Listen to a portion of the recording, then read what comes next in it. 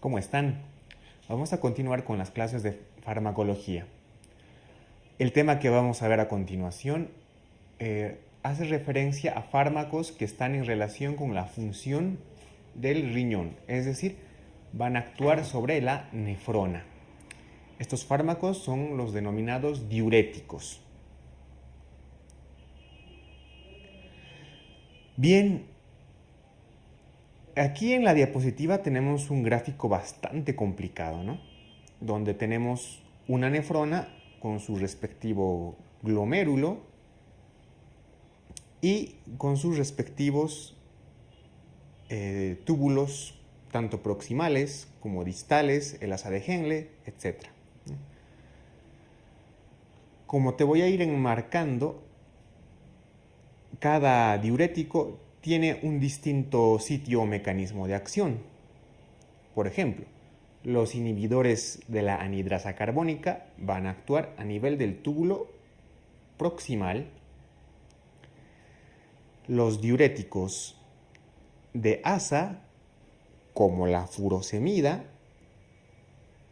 van a actuar en el asa de Henle. Los diuréticos tiacídicos, como la hidroclorotiazida, van a actuar en el túbulo contorneado distal. Y los diuréticos ahorradores de potasio, como el triamtireno, la amlorrida y los inhibidores de la aldosterona, van a actuar en el túbulo colector distal, ¿no? Entonces, ya con esta foto vamos a clasificar los diuréticos. Los diuréticos tienen alrededor de las siguientes familias. Los diuréticos osmóticos, ¿no? Por ejemplo, el manitol, que es el principal representante, los inhibidores de la anhidrasa carbónica, la acetazolamida como prototipo, y tenemos dos grupos que actúan sobre un canal de sodio-cloro, o sea, sobre un canal sin porte de sodio-cloro, que son los diuréticos de asa, que actúan en el asa de Henle, que tenemos a la furosemida como prototipo, los diuréticos tiacídicos, a la hidroclorotiazida como prototipo. Tenemos también el grupo de los ahorradores de potasio, pero que siendo ahorradores de potasio, tienen distinto mecanismo de acción. Los primeros, triamtireno y amlorrida, actúan sobre unos canales de sodio. Y en cambio, los segundos son antagonistas de los receptores de aldosterona, como prototipo la espironolactona. Y por último tenemos una nueva familia de, bueno, no tan nueva, de diuréticos, que son los acuaréticos, que son los que actúan competitivamente con la ADH, es decir, con la vasopresina. En amarillo tengo dos grupos, los diuréticos de asa y los tiacídicos, que los he enmarcado. ¿Por qué? Porque ambos actúan a nivel de unos canales de sodio-cloro, ¿no? Que actúan en el transporte de iones sin porte. Los diuréticos de asa van a actuar a nivel del asa de Henle y los tiacídicos en el túbulo contorneado distal. Bien, una vez que hayamos conocido las familias de los principales diuréticos, vamos a ver un esquema más sencillo que el que hemos visto al principio. A nivel del túbulo contorneado proximal hemos dicho que actúan los inhibidores de la anhidrasa carbónica, ¿no? A nivel del asa de Henle, los diuréticos de asa, como furosemida, ¿no? Actúan a este nivel, a nivel del transportador sodio-potasio 2-cloro. Los diuréticos tiacídicos actúan a nivel del túbulo contorneado distal sobre el canal de sodio-cloro. Los ahorradores de potasio actúan a este nivel sobre el túbulo contorneado, al final del túbulo contorneado distal y en la parte inicial del túbulo colector sobre los canales de sodio. Aquí actúan los ahorradores de potasio, ¿no? Y los otros ahorradores de potasio antagonistas de la aldosterona pues van a actuar sobre los receptores de aldosterona. Y por último, a nivel del túbulo colector, en la parte final, los competitivos de la ADH como son los baptanes, ¿no? Aquí actúan los baptanes. Bien. Vamos a empezar con los diuréticos osmóticos. Los diuréticos osmóticos tienen un mecanismo de acción en el cual limitan el movimiento de agua de la luz tubular hacia el intersticio renal y por lo tanto diluyen el sodio. ¿Qué es lo que pasa? Al diluir el sodio, pues evitan la reabsorción de sodio. Entonces hay una eliminación de sodio y agua. ¿Cuáles son las principales indicaciones? En la falla renal aguda, también en el edema cerebral, para reducir el edema cerebral o el efecto de masa en el preoperatorio en neurocirugía, sobre todo para paliar la hipertensión intracraneal, ¿no? Entonces, el edema cerebral de diversos orígenes es una de sus indicaciones principales. También se puede usar cuando hay un aumento de la presión ocular en un glaucoma agudo. ¿Cuáles son estos medicamentos? El principal prototipo ya te he indicado, el manitol. Contraindicaciones: en el fracaso renal agudo con anuria, en una insuficiencia cardíaca, en el edema agudo de pulmón, en la deshidratación e hipernatremia. A continuación vamos a hablar acerca de los diuréticos de la familia de los inhibidores de la anidrasa carbónica. ¿Cuál es su mecanismo de acción? Bueno, aquí en el gráfico te indico que la anidrasa carbónica pues actúa en dos reacciones. Combina el dióxido de carbono con el agua y forma bicarbonato, ¿no? O a la inversa, agarra el bicarbonato y lo convierte en dióxido de carbono y agua. Tienes que acordarte de dos cosas. Hablamos de las células del túbulo. A una parte está la luz, o sea, la luz del túbulo, y en el otro lado el espacio intersticial. Entonces, la anidrasa carbónica agarra el ácido carbónico, ¿no? Lo convierte en dióxido de carbono, agua. Estos entran a la célula del túbulo. En el túbulo la anidrasa carbónica los vuelve a convertir en ácido carbónico.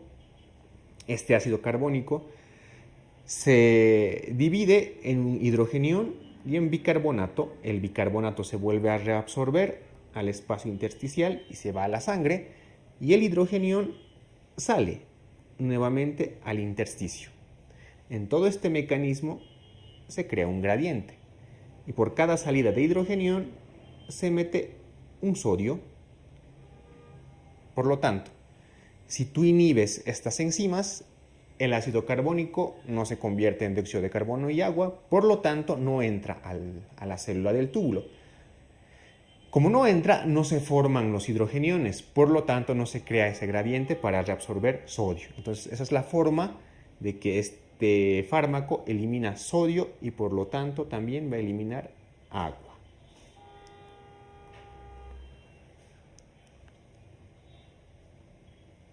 Entonces, ¿cuáles serían las indicaciones principales de estos diuréticos?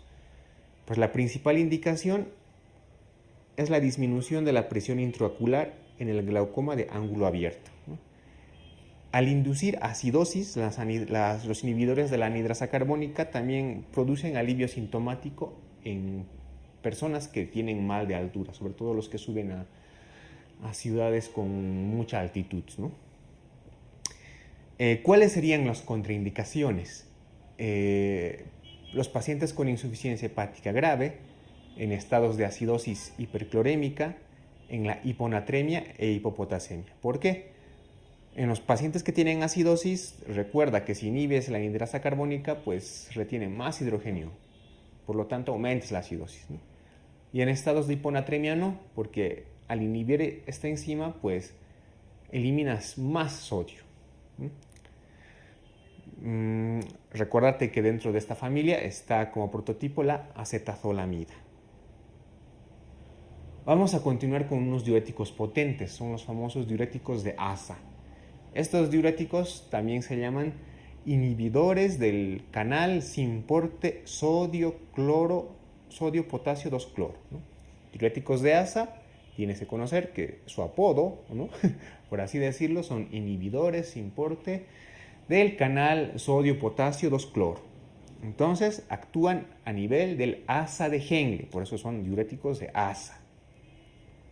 En el asa de Henle, pues actúan sobre este canal. ¿Qué hace este canal? Agarra un sodio, un potasio, los mete dentro del túbulo y a cambio mete 2 cloros. Entonces, por eso es sodio-potasio 2-cloro, ¿no? Entonces los diuréticos de asa inhiben este canal, ¿no? Por lo tanto, elimina sodio y potasio y a la vez cloro. Y a su vez arrastras una gran cantidad de agua. Como vamos a ver más adelante, al eliminar tanto sodio, pues va a afectar las funciones de otro tipo de células dentro de la nefrona. Bien, ¿cuáles son las indicaciones principales de estos diuréticos de ASA? El prototipo furosemida, pero también tenemos otro como la torasemida. El principal, la insuficiencia cardíaca congestiva, situaciones de edema, ¿no? donde se usa más, como en las descompensaciones de la cirrosis hepática. También lo usamos en el edema agudo de pulmón, importante, el síndrome nefrótico, y también por su efecto en el fracaso renal agudo. Te he indicado que un efecto que tiene por arrastrar tanto sodio es que a la larga también vas a arrastrar calcio, ¿no? Por lo tanto, estos diuréticos te pueden servir también en situaciones en las que curras con hipercalcemia, ¿no? Porque también por otros efectos vas a eliminar calcio. ¿Cuáles son los efectos adversos? Bueno, pues son derivados de las acciones que tiene este fármaco, ¿no? Tenemos la hiponatremia, también va a causar hipopotasemia, ambos porque vas a eliminar sodio y potasio en gran cantidad.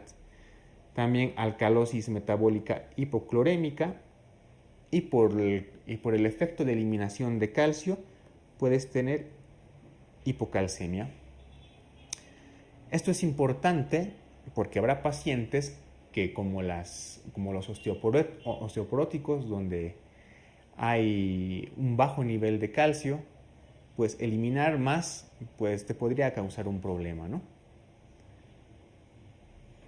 Los diuréticos tiacídicos. Los diuréticos tiacídicos actúan a nivel del túbulo contorneado distal, ¿no? Son inhibidores del canal Syn-Porte sodio-cloro, ¿no? Entonces su apodo de los diuréticos tiacídicos son inhibidores del canal Syn-Porte cloro-sodio. El fármaco prototipo, la hidroclorotiazida. ¿Qué hace este canal? Pues mete igual un sodio y un cloro dentro del túbulo. Una vez que mete sodio dentro del túbulo, este lo saca al espacio intersticial por la bomba sodio-potasio ATPasa. ¿Qué hace? Esta bomba agarra un potasio, lo mete dentro del túbulo, agarra el sodio y lo saca. También, a su vez, para sacar el sodio, en muchos casos, del túbulo proximal, del túbulo distal al espacio intersticial, pues hay un intercambio de calcio, es decir, agarra una molécula de calcio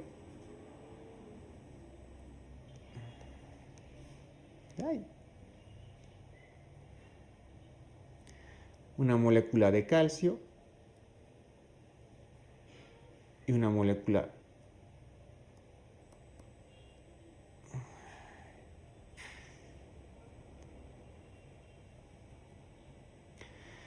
entonces agarra una molécula de calcio que está dentro del túbulo y se intercambia con una molécula de sodio. Es decir, el calcio se va hacia la sangre, ¿no? Entonces capta más calcio. Debido a todas esas funciones que te he indicado, pues las principales indicaciones son la hipertensión arterial, en casos de urolitiasis cálcica, y es el diurético de elección en pacientes, sobre todo mujeres, que tienen osteoporosis cuando se requiere la utilización de un diurético, porque te he indicado que vuelve a captar el calcio, ¿no? Obviamente vamos a usarlo en situaciones de edema, de enfermedad renal crónica, insuficiencia cardíaca y cirrosis hepática. ¿Cuáles son sus efectos adversos? Los principales son alteraciones hidroelectrolíticas que cursan con hipopotasemia, hiponatremia, y en este caso, a diferencia de los diuréticos de ASA, nos producen una hipercalcemia, ¿no? Porque retenemos calcio por el mecanismo que ya te he indicado. Continuamos con los diuréticos ahorradores de potasio, o también denominados inhibidores de los canales de sodio. También actúan en la parte final del túbulo distal y en la parte inicial del túbulo colector. Aquí tenemos un canal de sodio. ¿Qué hace este canal? Mete un sodio y crea un gradiente electroquímico, y este gradiente electroquímico nos permite sacar una molécula de potasio. Pues bien, los inhibidores del conducto de sodio o ahorradores de potasio actúan a este nivel. Entonces no se reabsorbe sodio y por lo tanto tampoco se elimina potasio. Por eso es un ahorrador de potasio, ¿no? Como no se reabsorbe sodio, el sodio se elimina y por lo tanto arrastra agua. ¿Cuáles son las indicaciones de estos diuréticos ahorradores de potasio? Actúan también como antihipertensivos. Esto es importante porque más adelante vamos a ver otro tema en los cuales vamos a volver a mencionar estos diuréticos, para compensar los efectos hipopotasémicos de otros diuréticos. Por ejemplo, si tú usas un diurético de ASA como furosemida y tienes una hipopotasemia importante, puedes contrarrestar los efectos utilizando un ahorrador de potasio como el triamtireno o la amlorrida. Sus efectos adversos, pues evidentemente si tú ahorras potasio, el efecto principal adverso va a ser la hiperpotasemia.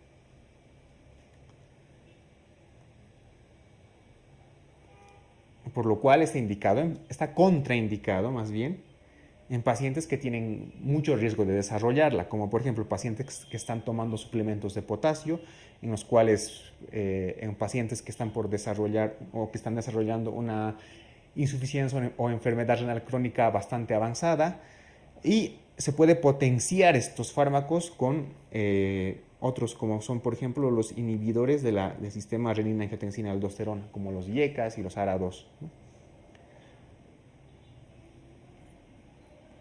Antagonistas de los receptores de aldosterona. El fármaco prototipo, la espironolactona, ¿no? Entonces, ¿qué hacen estos fármacos? Pues inhiben, ¿no?, competitivamente los efectos de la aldosterona al unirse con su receptor. Entonces aquí tengo un gráfico, tengo la aldosterona, tengo el receptor. ¿Y qué hace la aldosterona? Pues activa esos canales de sodio que te he indicado, ¿no? Al activar esos canales de sodio, pues se reabsorbe sodio y también se elimina potasio. Se elimina potasio. Entonces, si tú inhibes este receptor o antagonizas este receptor, pues no funciona este canal de sodio.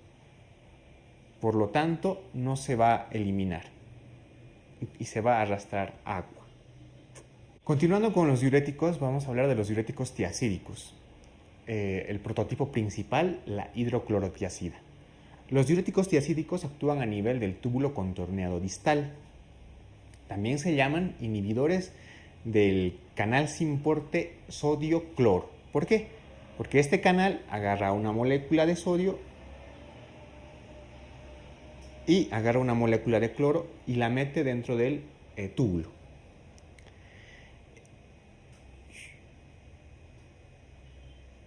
Entonces, el principal objetivo de estos diuréticos es ese, ¿no? actuar a nivel de ese transportador. Pero a su vez, este sodio entre a través de este canal a la célula del túbulo, pues genera otra acción, ¿no? Este sodio, para salir al espacio intersticial, utiliza la bomba sodio-potasio ATPasa, que como sabemos, ¿no?, esta bomba agarra el sodio, lo saca y mete un potasio.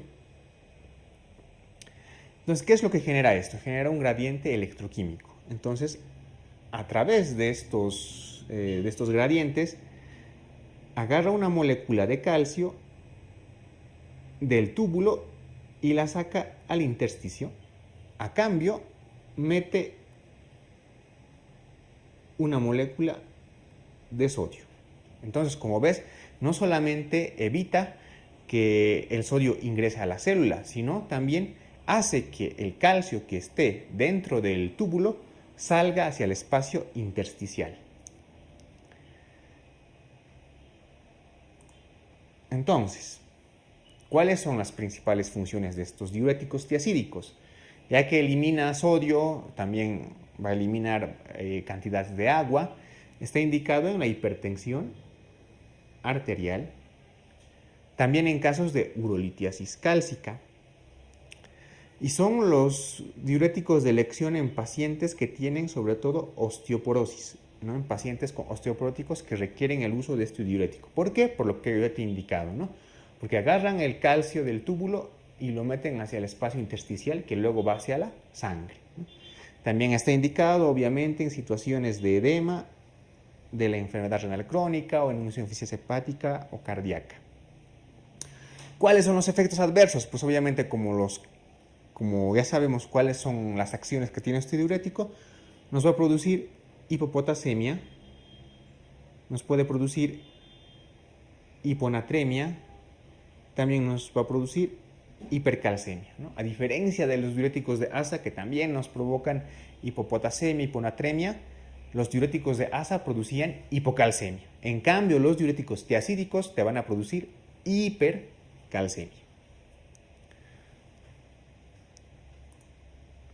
Vamos a hablar ahora de los diuréticos ahorradores de potasio, ¿no?, de un grupo de los cuales se llaman inhibidores del canal de sodio. Los representantes triantireno y amlorrida. ¿Dónde actúan estos diuréticos? A nivel final de la parte del túbulo distal y en las porciones principales del túbulo colector. ¿Qué es lo que es este canal de sodio? Agarra un sodio de la luz y lo mete dentro de la célula del túbulo. Esto genera un gradiente y para equilibrar las fuerzas eléctricas se elimina una molécula de potasio, ¿no? Entonces, ¿qué hacen estos fármacos? Al inhibir este canal no entra sodio, por lo tanto tampoco sale potasio, es decir, el potasio se sigue reteniendo dentro de la célula. Por eso son ahorradores de potasio. ¿Qué pasa con este sodio? Como no entra dentro de la célula, se elimina. ¿Cuáles son las indicaciones entonces de estos diuréticos ahorradores de potasio? Como eliminan sodio y también agua, están indicados como antihipertensivos. Y también para compensar los efectos hipopotasémicos de otros diuréticos. Por ejemplo, la hipopotasemia que se causa con los diuréticos de asa, con la furosemida o con la hidroclorotiazida. ¿Cuáles son los efectos adversos? Si tú ahorras potasio, pues el efecto adverso principal será la hiperpotasemia, por lo que su uso estará contraindicado en pacientes que tomen, por ejemplo, suplementos de potasio, ¿no?, o algunos otros fármacos ahorradores de potasio, por ejemplo, los medicamentos que inhiben el sistema renina-angiotensina-aldosterona. Hablamos de los antagonistas del receptor de la aldosterona. La aldosterona es una hormona, ¿no?, que actúa a nivel de las células principales del túbulo colector. ¿Y qué es lo que hace? Activa los canales de sodio. Ya hemos visto en una diapositiva anterior cómo funcionan estos canales de sodio, ¿no? Agarran un sodio de la luz y lo meten dentro del túbulo y a su vez, para compensar el gradiente electroquímico, agarran un potasio de la célula y lo sacan hacia la luz, ¿no? Entonces, este efecto causa la aldosterona. Entonces, los antagonistas compiten con su receptor, por lo tanto, la aldosterona no va a poder cumplir sus funciones. Es decir, no se reabsorbe sodio, pero tampoco se elimina potasio. Entonces, el potasio continúa dentro de la célula y el sodio se elimina por la orina. Por lo tanto, al no eliminarse el potasio, es un ahorrador de potasio. Y eliminar sodio, pues, elimina sodio. ¿Cuáles serían sus indicaciones? Al igual que los ahorradores de potasio, la espironolactona, que es el fármaco prototipo de los antagonistas del receptor de aldosterona, se suelen usar asociados a un diurético de asa o tiacídicos para evitar hipopotasemia. Pero su indicación principal en la actualidad es la que te voy a mencionar, ¿no? La indicación principal es en la insuficiencia cardíaca porque se ha demostrado que estos fármacos reducen la mortalidad, mejoran la calidad de vida y evitan el remodelado, que son las bases fisiopatológicas de la insuficiencia cardíaca. También está indicada en el hiperaldosteronismo primario y en la descompensación acítica por cirrosis hepática. Es el fármaco de elección, es el diurético más utilizado. Por último tenemos los acuaréticos, que son los acuaréticos, son esos fármacos que te he indicado que van a competir con la ADH por unirse a sus receptores, ¿no? La ADH es una hormona que se secreta a partir de del hipotálamo, ¿no? Que se acumula en la neurohipófisis y que a través de la neurohipófisis recién es donde se distribuye al resto del organismo. La ADH o la vasopresina actúa a nivel del túbulo colector. ¿Y qué hace? Reabsorbe agua, ¿no? Se activa la ADH, activa el receptor y reabsorbe agua. ¿Qué hacen estos acuaréticos? Compiten con la ADH, se unen al receptor y por lo tanto no pueden reabsorber agua. Hay una eliminación neta de agua por la orina. Su principal indicación es en el síndrome inadecuado de secreción de ADH. Para finalizar este tema, aquí tengo un cuadro muy bonito, ¿no? Que evidentemente nos ayuda más o menos cómo actuar en caso de tener un edema refractario a diuréticos. Siempre tenemos que empezar viendo si el paciente cumple la dieta, ¿no? Hay una restricción hidrosalina, si el sodio urinario es inferior a 70.000 equivalentes día, etc., ¿no? Si esto no funciona, pues hay que darle grandes dosis de diuréticos al paciente. Si las grandes dosis de diurético vía oral no son suficientes, hay que pasar a vía intravenosa. Empezamos siempre con un bolo de furosemida, ¿no? Y vamos duplicando las dosis hasta que haya respuesta, ¿no? Si no hay respuesta, vamos a añadir un segundo o a veces hasta un tercer agente diurético, ¿no? Puede ser un tiacídico, puede ser la acetosalamida o puede ser un ahorrador de potasio, cualquiera. Si esto no funciona y el paciente sigue con edema, pues se recomienda administrar albúmina, ¿no? Y si esto tampoco funciona, como único recurso que nos queda al final contra el edema refractario a diuréticos es considerar la ultrafiltración en una máquina de hemodiálisis.